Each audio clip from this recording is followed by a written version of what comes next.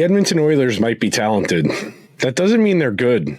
Tonight's game, just the latest example.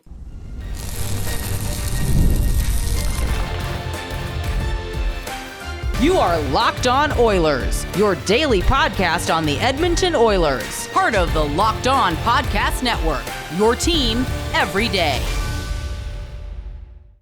Hello, everyone, and welcome to this Wednesday edition of Locked On Oilers. I am your host, Nick Zararis. This is my 10th season doing digital hockey content, my third here as a host on the Locked On Podcast Network. And I want to thank everyone that is making Locked On Oilers their first listen of the day. Locked On Oilers is a part of the Locked On Podcast Network, where we've got your team covered every single day. And today's show is brought to you by our friends over at FanDuel, where you can win up to $300 in bonus bets if your first $5 bet wins. So, on yet another frustrating, almost cyclical, dare I say, Groundhog Day edition of Locked On Oilers, we're going to break down another loss where the Oilers had moments of brilliance overcome by moments of stupidity. And we will start out with what I felt the progress was in this game. And the underlying results do not paint a particularly good picture, but I'll explain a little bit why I'm not as preoccupied with them. Our second segment, we'll talk a little bit about that trade-off the Oilers are making, where they are choosing to be a low-event team in spite of maybe what their talent would lend them to be more proficient at.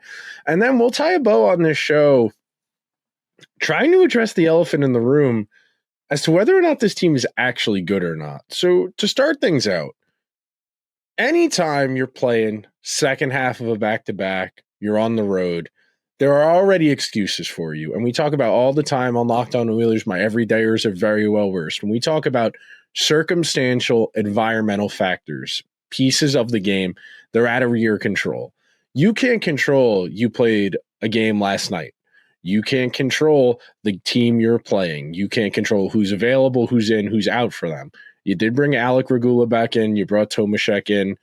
Okay, those were your control factors. You chose to play Calvin Pickard last night so you could play Stuart Skinner tonight. A lot of that, I would assume, predicated on Stuart Skinner's previous success against the Dallas Stars, in particular in the postseason, each of the last two conference finals. Not really much of an argument to say he outplayed Jake Ottinger. He did. Ottinger did not play tonight. He was out, I believe, if I remember the broadcast correctly. He had his kid, so he was with his wife, which is good. You want to be there for something like that. Just as an aside, as much as I love hockey, I would choose to be there for the birth of a child over watching or even playing in said game. Just wanted that on the record if anyone was curious. But the early phases of this game were very helter-skelter, and the Stars, and it's funny, I was thinking about this earlier while I was waiting during the second intermission going into the third. The last 2 years, the Oilers have played the Stars in the conference final, and we've done the crossover episodes with Joey Erickson, who does great work. Joey is one of the best creators in the hockey space, somebody whose work I enjoy a lot, and I have often said that the Stars are the way I would approach building an NHL team. They are built around a abundance of high-end talent. They don't have one or two superstars. They have two top 10 defensemen. They have two wingers in Rantanen and Jason Robertson who are capable of being 100-point players. They also have Rope Hintz. They have Matt Duchene. They still have Tyler Seguin. They have so many guys. And you could go down the lineup and you can talk about guys like Sam Steele or Maverick Bourque, and they are a really well-rounded hockey team, and they took it to the Oilers for the early stages of this game. And the funny part of that, and one of the real oxymoronic, or maybe something you wouldn't expect when it comes to the underlying results versus the actual results, something we see kind of consistently, actually, is that teams that are hemmed in for extended periods of time, they're a lot more efficient in their counterattacks because you have to be very picky and choosy as to when you're going to go for it. And this is something we see a lot in soccer. And the tactics in soccer and hockey don't have a ton of overlap, but the idea of absorbing pressure and then springing your counterattack to take advantage of the way the attacking team had been positioned, The concepts that work in soccer are the same here, that if you manage to get possession quickly, force a turnover, and go the other way, you are going to catch players that are either flat-footed or having to run backwards. And you, skating forward, are always going to be able to move faster than someone back skating. And then, usually, because that team has had sustained offensive zone time, you are going to catch one of their guys, one of their 5 skaters, probably a little in deeper than you would like to be from a counterattack, defending a counterattack perspective. So almost all of the time, you're going to get either a 3-on-2 or a 2-on-1. And that's where the Oilers were able to make some things happen for themselves tonight. Just in particular, that first Podkolzin goal largely coming as a product of good rush offense. They gain the zone with speed. They attack the net, which is great. Roslovic makes a tremendous individual play to set that up. And that doesn't have anything to do with Draisaitl. And really quick, this ties back, if you listen to yesterday's episode, the episode on Monday, the Oilers desperately need confidence. They need to feel like they can make the plays they need to. And that play from Roslovic to set up the Podkolzin goal is an example of a player who is feeling good about their game and capable of making things happen. You get that. You get the Draisaitl power play goal from Leon's office. You're up 2-0 in a period you have been outshot 11-7 in. You should feel pretty good about that. But, and I say this with a massive but, we all know defending a lead for any period of time in hockey is extremely challenging. We all know the worst lead in hockey is a 2-goal lead, and the Edmonton Oilers are intimately aware of that now. But when it comes down to it, the Oilers as constructed are not working the way they're supposed to. They are not creating the types of offensive chances they need to convert at the rate they need to be successful. And the Oilers are in the midst of a roster transition. And it's not a retool because they aren't particularly important roles, but you have turned over a lot of this roster over the last 24, 30 months or so. And you have a lot of guys who don't really know where they stand. You have a lot of guys who maybe don't have a ton of NHL experience, or they're at a different phase of their career, and they have to learn how to be what they are now. And with so much of this team in that state of flux, not really certain, fluid as far as where they are in the lineup, it's really challenging for these guys to build momentum, to build confidence. And yet again, you had a multi-goal lead, and granted, good team, second half of a back-to-back, all the caveats, all the excuses you want to make. This is a game you really can't lose after the way you lost to the Blues, the way you lost to the Rangers last week. There is simply too much talent on this team to not perform. And concerningly, and we talked about this last week, the underlying numbers aren't there either for this group. It is really at a point now where we are waiting for players to make special plays. And that Roslovic play to set up Podkolzin, that's a special play. The Draisaitl goal from below the goal line in the corner, that's a special play. The McDavid goal off the rush late in the game, that's a special play. But beyond those flashy plays, the Oilers are having a miserable time trying to create offense. And it leads you to wonder if the trade-off they're making is really working. Speaking of that trade-off, we're going to take our first break on today's edition of Locked On Oilers. When we come back, I'm going to tell you why I think they might be miscasting how they're trying to use their guys. Let's be real. Making excuses doesn't solve anything. We've all heard them before. It's just stress. I'm tired. And it happens to everyone sometimes. But when it comes to performance, sometimes you need just a little bit of extra support, and that's where Rougiette comes in.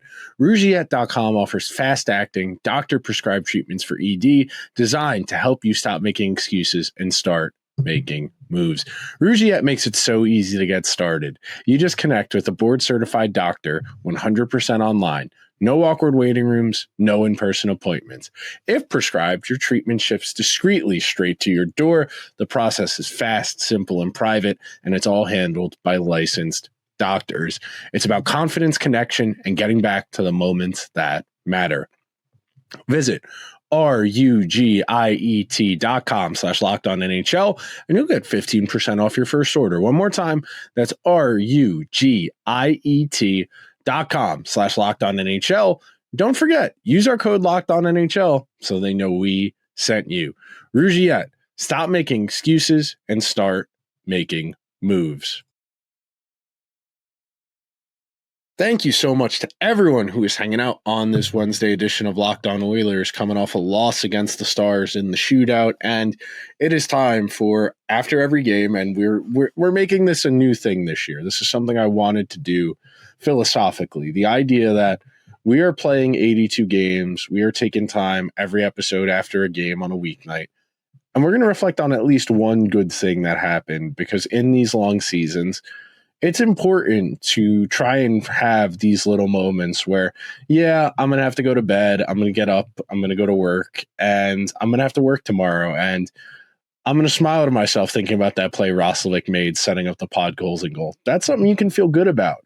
The fact that Evan Bouchard had a really good game tonight, in spite of what's been operating around him, both functionally in terms of his on-ice performance and the overwhelming narrative that is reaching almost unfathomable levels of a boiling point in terms of the narrative about his role in the team's early season struggles. Okay, now it's time to get serious. The Edmonton Oilers are not playing a style of hockey that is conducive to their talent. And we talk about this all the time. If you are an everydayer, if you are a frequent listener, even if you're just a casual listener, everybody other than the newbies, I should say, you have heard me say it is a coach's job to put players in a position to succeed, to maximize what they are good at. And a lot of the way we talk about NHL teams is often through the lens of their star, their marquee, their best players, because most of the time, the team is going to be oriented around maximizing their skill sets, getting the most out of them. Because if you are fortunate enough, if you are afforded one of these great players, when we talk about the McDavids, Draisaitls, McKinnons, Matthews, Marner, Eichel, Jack Hughes, Barkov, Kachuk, whatever player you think of when I say the great players, we want to amplify what makes them great. We're not going to ask Connor McDavid to win faceoffs, to kill penalties. We do that, but that's because he's that great. He can add that to his toolbox as a hobby, as a side quest. When we're talking about maximizing what makes the Oilers' best players great, it is their dynamic ability to make plays outside of structure. Naturally, that's going to mean rush chances. That means we're going to probably concede a little bit more defensively than we would like, but it is going to facilitate greater chance creation. It is going to create more dangerous offense. But right now, the Edmonton Oilers are not running like a particularly functional hockey team. They aren't really succeeding in any aspects of the game other than the power play, which is running very hot at the moment on a nice little heater. They picked up another one tonight. Other than the power play, which is not enough of a game state, by the way, and this is tied, of course, to how they play at 5-on-5. Because the Oilers are playing lower event hockey, because they are creating less offense, they're drawing fewer power plays. That's how that works. If you want to create power play opportunities, if you want to have a lethal power play and give it as many chances as you can, you got to get the puck to ugly areas of the ice. You got to be willing to get to areas where guys are going to trip you or knock you over or interfere with you, rather than letting you create a scoring chance because of where you are on the ice being so dangerous, being so valuable. It is a real trade-off the Oilers have made. And I do think, and we talked about this a lot over the summer philosophically about where the Oilers were going, I think Kris Knobloch looks at this roster and says, I don't really trust my goalies. I only kind of trust my defense. I need to do whatever I can to lighten their load, to make them as least responsible as possible for the outcome of our games. Because if it comes down to our defenders having to make individual plays, or if it comes down to Skinner or Pickard needing to make a big save, I don't feel great about that. And I think I have a better chance of winning more games if we're in a lot of low scoring, low event games. And the trade-off there is that you have less margin for error. Because let's say, and this is a really simple example, we'll use nice and round numbers. Let's say both teams have 25 shots on goal. That means each one of those shots on goal is 4% of a team shots, and it's 2% of the total events in the game. So if we have 25 and 25 for 50, so 50 events means each one is worth 2%. Now, 2% doesn't sound like a lot, but let's say both teams have 40 shots on goal, and that's high. 40 shots on goal in a regulation hockey game would be a lot, but that would be 80. 80 divided by 100. When you divide a bigger number, 1 by a bigger number, it's going to give you a smaller fraction. That's the way decimals work. You get down to 0.012%. So 0.08 does not sound like a lot, but 0.08 over the course of an entire game on those chances makes each one a little less valuable in relation to what we were talking about before when we said 50. And in these tight games, each of those plays being worth 2% means that each one has more value, that each one has a greater bearing on the outcome of a game. And the Oilers' supposition, Kris Knobloch's supposition, is that the Oilers aren't going to need as many chances as teams generally do because of the talent they have, because they have such dangerous offensive players, because they have such high-end players. They're going to be able to swing a handful of plays more consistently than their opponents. And on most nights over the last couple of years, that strategy has worked to a reasonable degree. The Oilers have been, at times, a very streaky team that is prone to hot and cold streaks, especially when it comes to finishing. But because Connor and Leon are as great as they are, because of Evan Bouchard's emergence as an upper echelon defender, they have been able to outclass opponents. And tonight, another example where being just a little bit off, and in the overtime where the Oilers have been so clinical for much of the McDavid Draisaitl era, they didn't really do a great job of getting heat on Casey DeSmith. It felt I was left wanting more from them in that 3-on-3 window. And all of this is interconnected. All of this is tied to trying to get to a place where the Oilers have a really high floor. They have the capacity to be in every single game. And that's kind of why every game feels like a rock fight right now. That's why every game feels like the old Big Ten West where Minnesota would play Wisconsin and there'd be 400 yards rushing, but the final score would be 9-6 because nobody could get the ball past the 30-yard line and the kickers weren't good enough to kick that far. That's kind of how the Oilers are playing hockey games right now. And the Oilers are kind of waiting for the air raid to make its way out to the Big Ten West, and hopefully it goes better than it did for Wisconsin over the last couple of years. But that's an inside college football joke. If you're a football person, you'll appreciate it. If not, I'm sorry. I'll think of a more topical hockey one for next time we do it. But right now, the Oilers are kind of playing left-handed, for lack of a better word. They're not playing to their strengths. They're not getting to the rush. They're not creating off of the rush. They're not doing it consistently enough either. And that tells me the operation is off. We are going to take our second and final break on today's edition of Locked On Oilers. When we come back, I'm going to tell you why my opinion about this team might be changing, and not for the better. The NBA is back, and there is no better place to get in on the action than FanDuel, the official sports betting partner of the NBA.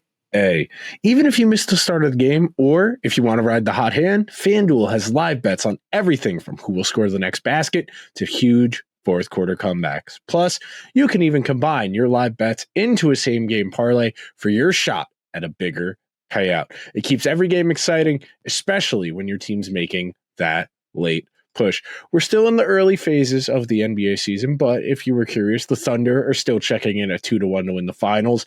Jokic and the Nuggets 6.5 to 1. The Cavs 7 to 1. My Knicks 12 to 1. And right now, FanDuel is giving new customers $300 in bonus bets when your first $5 bet wins. So head on over to FanDuel.com to sign up and play your game with FanDuel, the official sports betting partner of the NBA. Thank you so much to everyone who is hanging out on this Wednesday edition of Locked On Oilers as we are walking through yet another disappointing loss. And there's an old saying in football. Bill Parcells, one of the best coaches in the history of the sport, won Super Bowls with the Giants, had the Jets very competitive, went to a Super Bowl with the Patriots, was not bad with the Cowboys towards the end of his career. You are what your record says you are. And right now, the Oilers' record says they're a mediocre hockey team. And we are dealing with widespread parity in the NHL, which I do think is a polite way of saying I don't think anyone's that good yet. Even the teams that are off to hot starts, I need to see them sustain them for an extended period of time before I'm ready to buy stock in any of them. I would also venture at the other end of the spectrum, any of these teams that are out of the gate terrible or look dead in the water, like maybe the Leafs.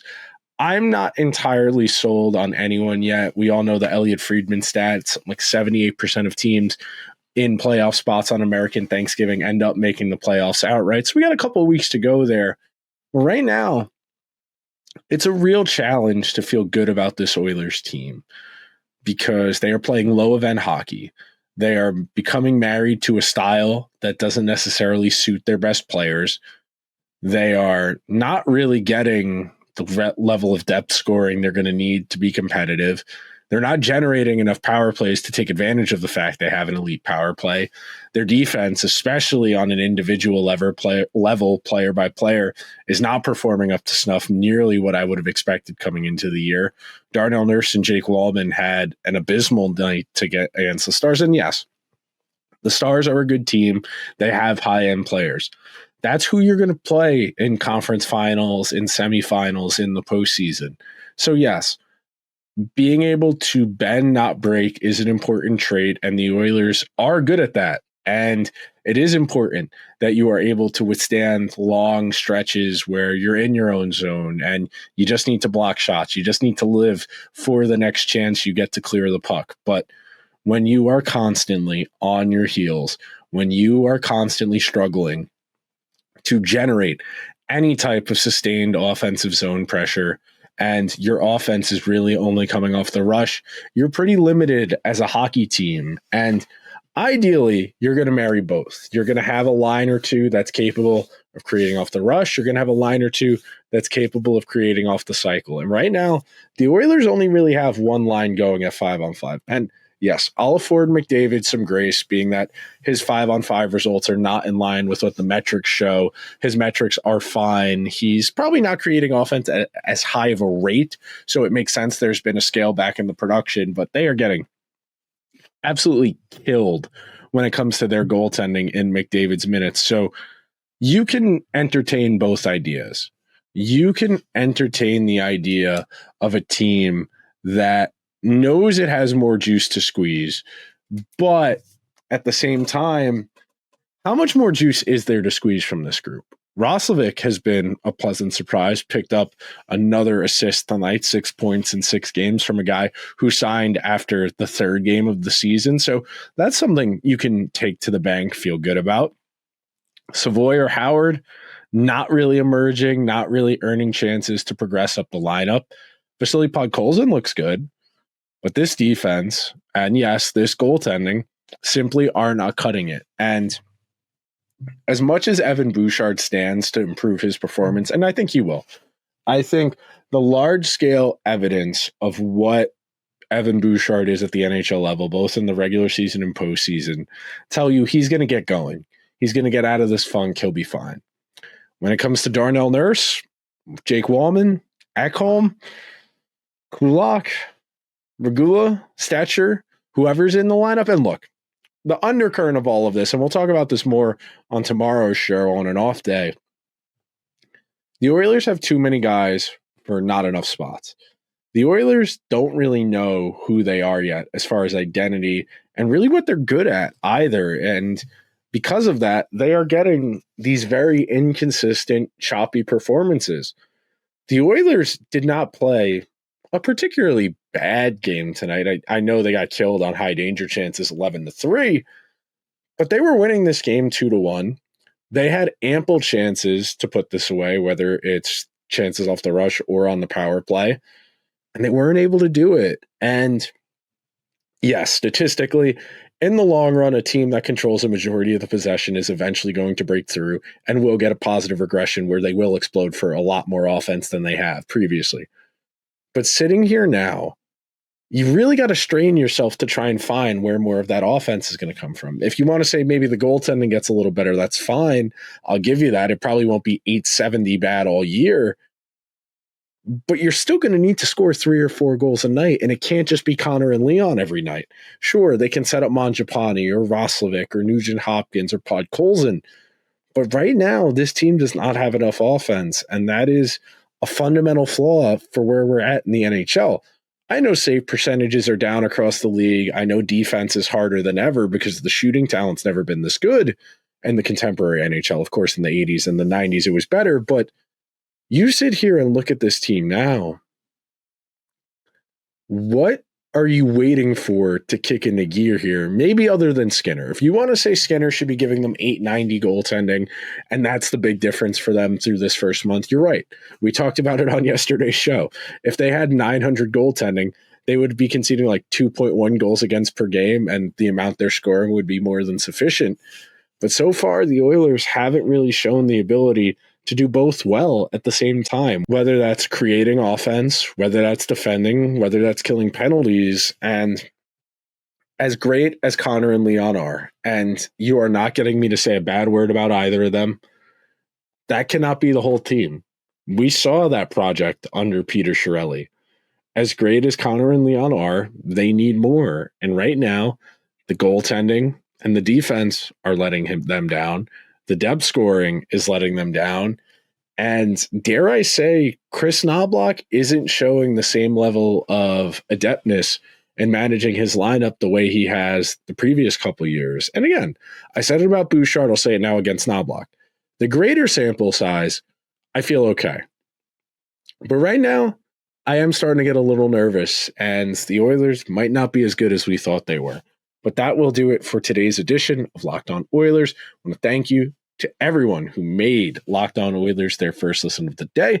Locked On Oilers is a part of the Locked On Podcast Network, where we've got your team covered every single day. For your second listen, be sure to go check out Locked On NHL or Locked On NHL Game Night, where we're breaking down the biggest stories across the league. The Game Night guys breaking down every game every night until a Stanley Cup champion is crowned in June. Available wherever you get your podcasts or over on YouTube. I will talk to you guys tomorrow. Until then, let's go Oilers.